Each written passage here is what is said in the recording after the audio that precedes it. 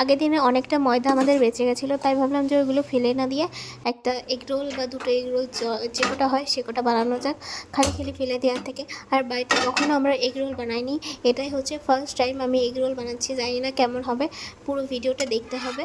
আর মানে সব কিছু ঠিক হচ্ছিলো কি না জানিও না, আমি কোনো ফোন টোনও দেখিনি, দোকানে আমি যেভাবে দেখেছি বানাতে তো আমি সেইভাবে বানাচ্ছি। আমার বাড়িতে টুকটাক এগরোল বানানোর যা জিনিস ছিল, মানে যা জিনিস লাগতো তা ছিল টুকটাক, সব কিছু ছিল না। আর তোমরা বাড়িতে কে কে ট্রাই করেছো এগরোল অবশ্যই কমেন্টে জানিও, আর কার কার ভালো হয়েছে। প্রথমটা যেন কেমন যেন হয়ে গেছিলো, তারপরে ভাবলাম আর একটু ভাজতে হবে। তারপরে যে মোট আমাদের 3টে হয়েছিল এগরোল। আর এই যে দেখতেই তো পাচ্ছ, শুধু শসা আর পেঁয়াজ আর কিষান সস দিয়েছি, তাছাড়া আর আদার্স কোনো কিছু দিইনি।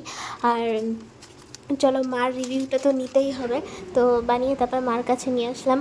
মা বলছিল যে ভালোই হয়েছে, মানে মা বলছিল তুই ঝাল কেমন দিস হয়েছে? না, মানে সত্যি কথা বলতে ঝাল দিতে মনে ছিল না। তো ভিডিওটাই পর্যন্ত, বাই।